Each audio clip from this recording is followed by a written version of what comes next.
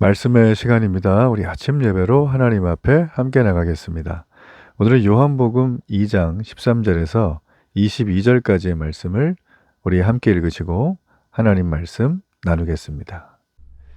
유대인의 유월절이 가까운지라 예수께서 예루살렘으로 올라가셨더니 성전 안에서 소와 양과 비둘기 파는 사람들과 돈 바꾸는 사람들이 앉아있는 것을 보시고 노끈으로 채찍을 만드사 양이나 소를 다 성전에서 내쫓으시고 돈 바꾸는 사람들의 돈을 쏟으시며 상을 엎으시고 비둘기 파는 사람들에게 이것을 여기서 가져가라. 내 아버지의 집으로 장사하는 집을 만들지 말라. 하시니 제자들이 성경 말씀에 주의 전을 사모하는 열심히 나를 삼키리라 한 것을 기억하더라. 이에 유대인들이 대답하여 예수께 말하기를 내가 이런 일을 행하니 무슨 표적을 우리에게 보이겠느냐? 너희가 이 성전을 헐라. 내가 사흘 동안에 일으키리라. 이 성전은 46년 동안의 지었건을 내가 3일 동안에 일으키겠느냐? 그러나 예수는 성전된 자기 육체를 가리켜 말씀하신 것이라. 죽은 자 가운데서 살아나신 후에야 제자들이 이 말씀하신 것을 기억하고 성경과 예수께서 하신 말씀을 믿었더라. 오늘의 말씀은 가나의 혼인잔치에 이어서 유월절, 예루살렘 성전, 예수님과 수많은 인파, 거기에 관련된 제3의 인물들이 한통속이 되고 여러 가지 내용들이 벌어지는 장면입니다. 그리고 오늘의 내용에 보면 예수님이 한 번도 보여주신 적이 없었던 분노하시는 장면. 예수님도 분노하시는가? 이런 얘기를 할 때 주로 하는 본문의 구절인데요. 왜 분노하셨는가? 그분의 분노는 뭐에 기인했는가? 우리가 그런 부분을 좀 살필 거예요. 중요한 건 그분이 분노한 이유가 무엇 때문인지를 아는 것이 굉장히 중요합니다. 오늘의 말씀 함께 좀 살펴보겠습니다. 유대인의 3대 절기가 있죠.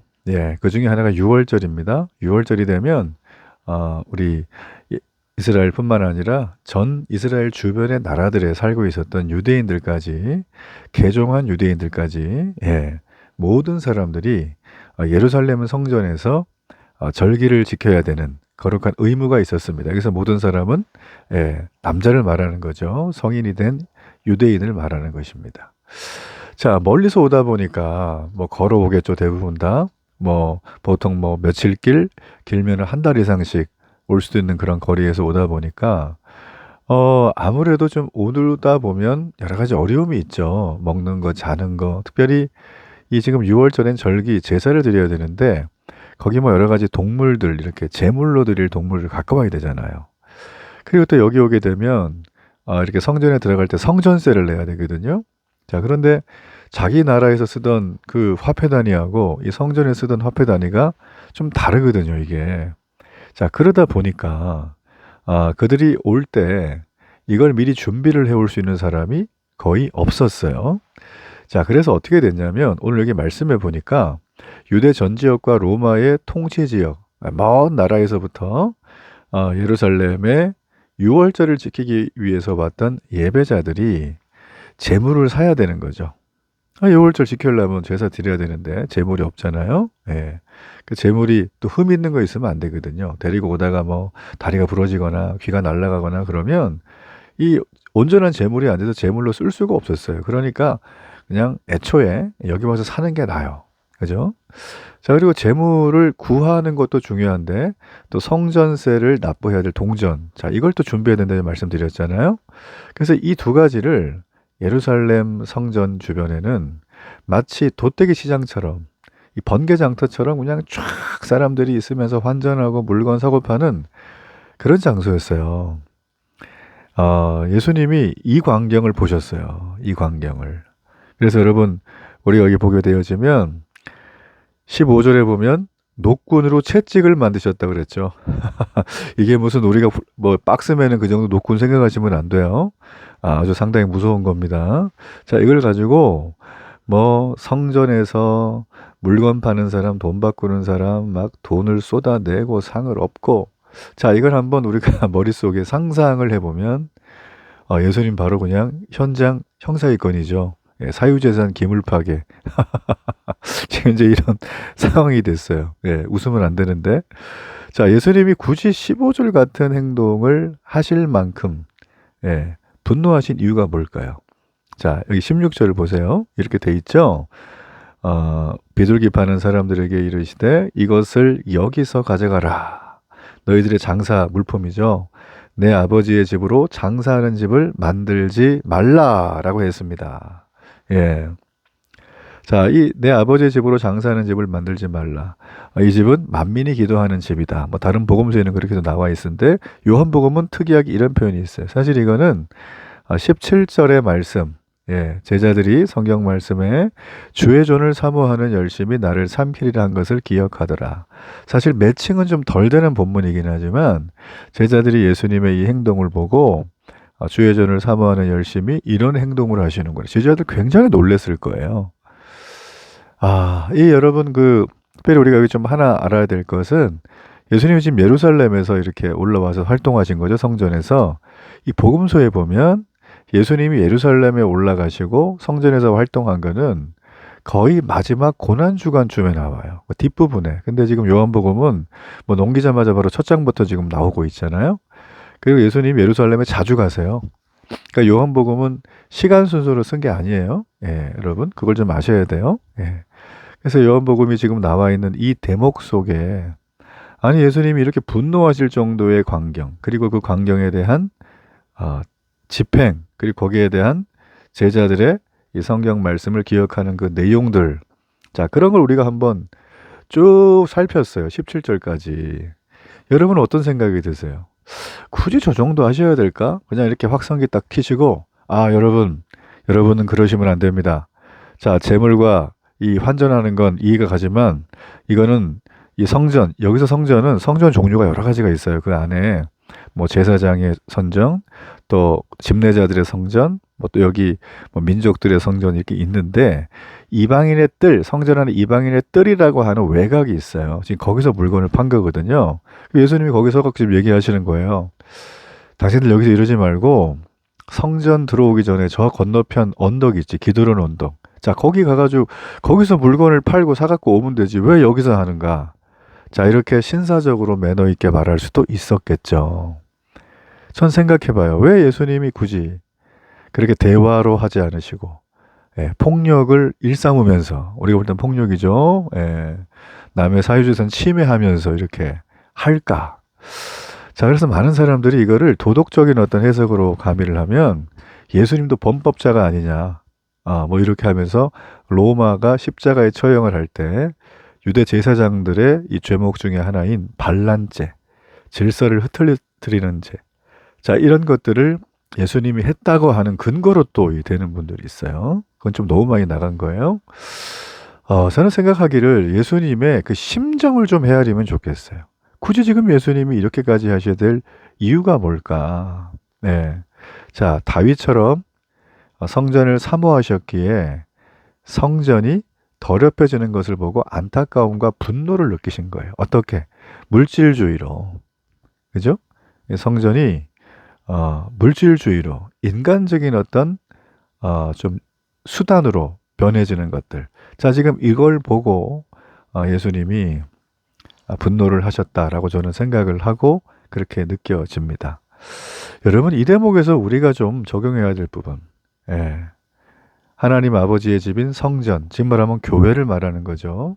여기가 장사하는 집처럼 될 수 있다는 것은 오늘날 우리에게 어떤 경고를 줄까? 전 그 생각을 해보는데 여러분 제일 중요한 얘기는 이거예요. 이렇게 분노하시기까지 하신 이유는 하나님이 중심이 돼야 되는 교회가 물질주의로 가득한 곳으로 타락할 수도 있다라는 거예요. 즉 인간 중심의 교회로 전락할 수도 있다는 걸 예수님이 아셨어요. 그래서 분노하신 거예요. 절대 그렇게 하면 안 된다. 예수님은 성전을 하나님 아버지의 집으로 표현하셨어요. 성전의 주인은 하나님이세요. 성전은 만민이 하나님께 기도하는 곳이에요. 자, 그런데 오늘 우리가 다니고 있는 교회의 주인이 누구입니까? 목회자입니까? 아니면 힘 있는 어떤 교회 성도 중에 몇 명이십니까? 그런 교회들이 눈에 띄죠. 가서 보면 얘기만 조금 들어봐도 교회 주인은 하나님이 설 자리가 없는 교회들이 좀 있어요. 너무 안타까운 일이지만 그분의 말 한마디면 일사천리로 움직이고 또 그분의 눈빛 하나면 막 성도들이 벌벌 떨고 목사님도 벌벌 떨고 막 이렇게. 예. 자, 여러분 이건 군대지 교회가 아니에요. 자, 이런 교회는 오래 못 갑니다. 그리고 이런 교회는 기뻐하지 않아요, 하나님이. 지금 보세요. 예수님이 인간 중심의 교훈에 빠져 있는 교회를 어떻게 하셨죠? 타일러서 개선하고 계도한 게 아니라 분노하시고 채찍을 만들어서 이들을 때리고 돈을 둘러 엎고 쏟고 막 이렇게 했단 말이에요. 이들을 내쫓았다라는 거예요. 자, 여러분 교회는 너무나 하나님이 모든 사람을 품는 곳이죠. 하나님의 사랑이 흐르는 곳입니다. 그러나 교회의 질서, 교회의 말씀이 임하는 통로를 막는 행동을 하는 자들은 누구도 용서를 못하는 거예요. 이해가 되십니까? 여러분 그래서 교회는 교회 3대 표지가 있죠. 말씀 세례, 말씀 성례, 건징. 이 건징, 이거는 이제 7일을 말하는 건데 건면하고 계도에서 예수님 믿는 사람 중에 세례받은 성도 중에 뭔가 이렇게 좀 죄에 빠지고 그릇된 행실과 잘못된 일들로 교회에 큰 분란을 일으킬 만한 일을 하거나 또 소지가 있거나 하는 그런 자들을 사랑으로 교회 리더십들이 권면해서 돌이키는 과정이 있어요. 그래서 우리가 뒤에 서신서에 보면 그런 내용들이 구체적으로 나와 있죠. 그때도 그런 일이 있었던 것 같아요. 자, 그런데 거마저도 이제 그들이 권면을 받지 않으면 징계가 갑니다. 7이라 그러죠. 그래서 징계를 해서 심하면은 그들을 출교합니다. 계시록에도 7교회 중에 그런 얘기들이 나오죠.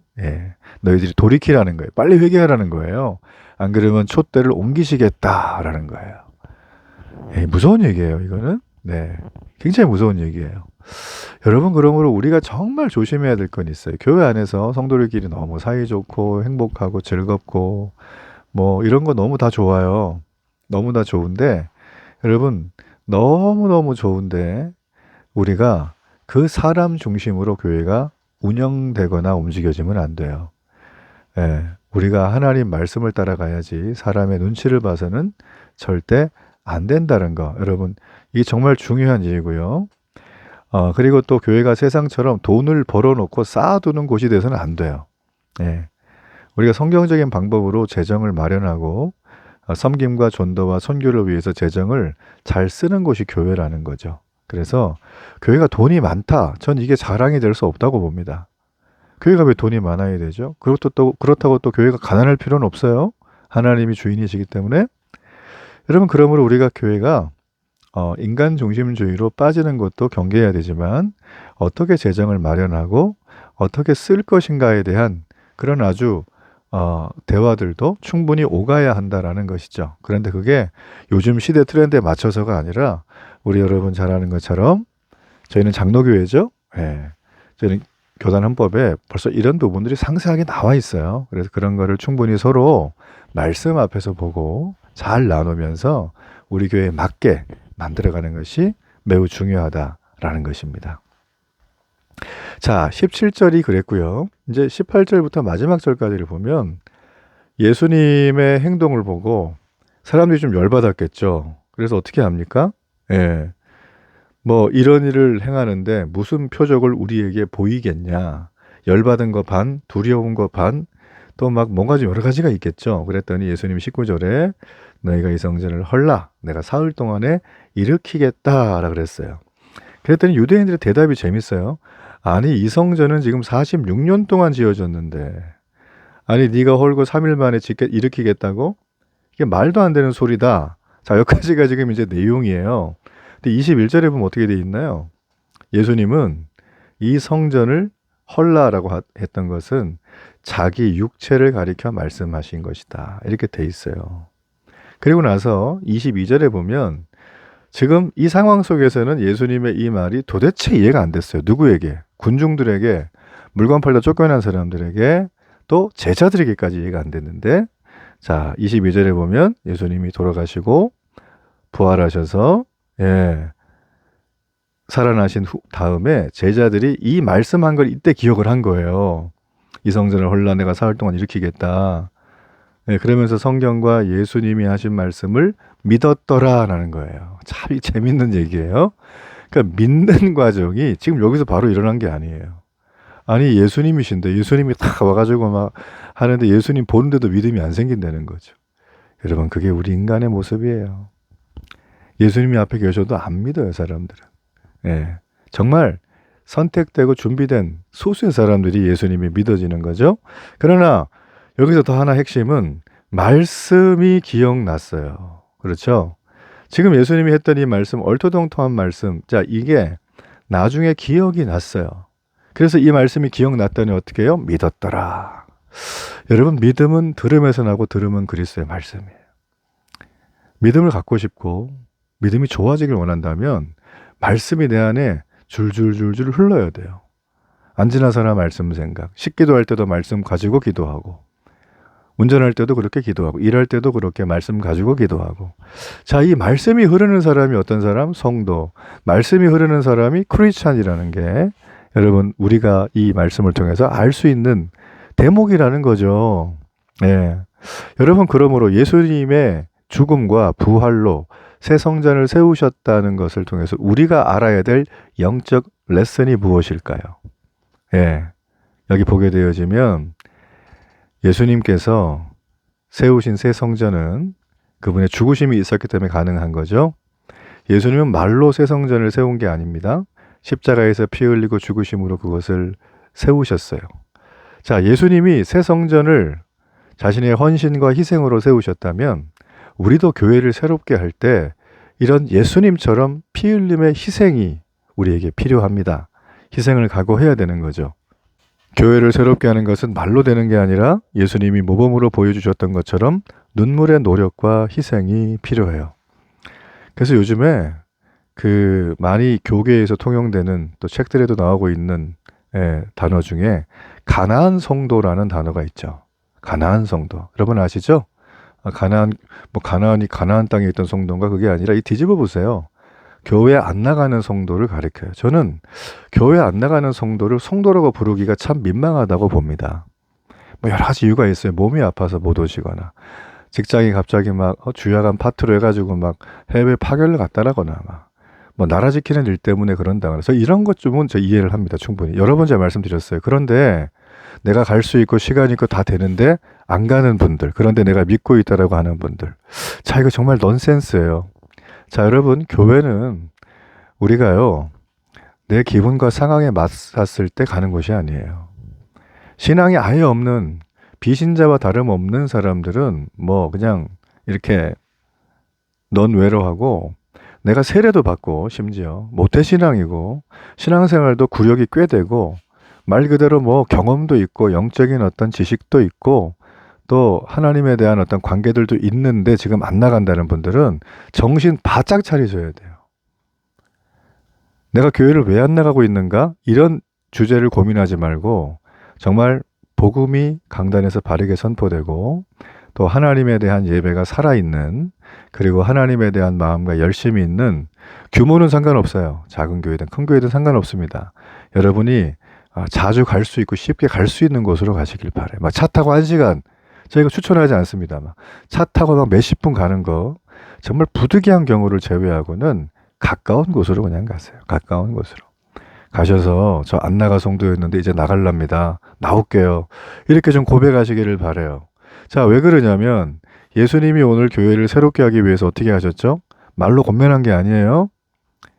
자기가 희생하고 예수님이 어떻게 하셨어요? 피 흘림까지 헌신하셔서 교회를 세우셨어요.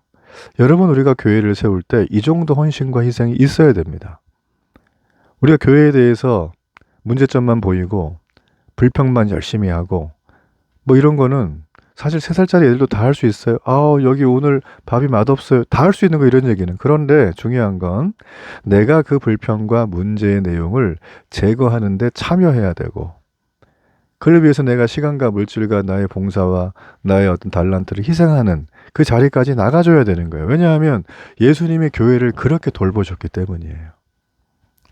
여러분 교회를 새롭게 하기 위해서는 나의 가장 작은 것이라도 희생하는 마음이 있어야 한다라는 것이죠. 여러분 그래서 우리 가나안 성도분들 혹시 계시면 오늘 이 아침 예배를 드리시고 당장 알아보셔서 가까운 교회로 가시기를 축복합니다. 혹시나 뭐 교회를 잘 못 정하겠다 그러면 저한테 연락을 주세요. 저희 데일리 교회 아시죠? 연락 주셔서 해주시면 돼요. 아시겠죠? 예. 여러분, 일단 우리가 이 귀한 말씀을 통해서 정말 오늘 예수님께서 교회를 향한 마음이 어떤가, 그걸 아주 정말 우리가 면밀하게 좀 살폈어요.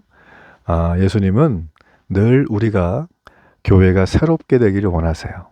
말씀 앞에 깨어 있고 또 교회가 교회다워지는, 즉 인간 중심이 판치는 교회가 아니라 세상에서 그럴듯하고 유행과 트렌드에 민감해서 우리의 기분을 충족하는 정도의 무슨 쇼핑몰처럼 만드는 교회를 원하는 게 아니라, 오늘 주님 말씀하셨죠?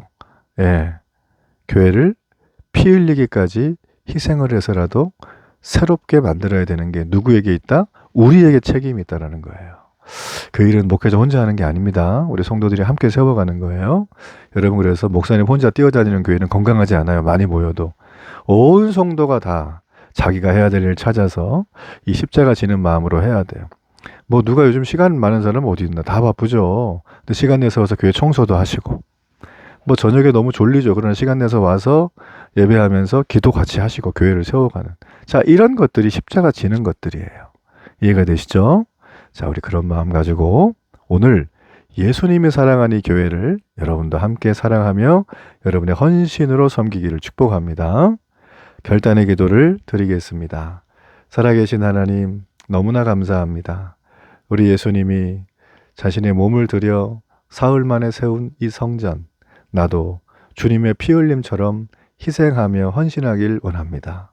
나의 교회를 새롭게 해주시고 아직 교회를 정하지 못한 분이 있다면 성령의 인도하심을 받게 하소서. 살아계신 예수님 이름으로 기도합니다. 아멘.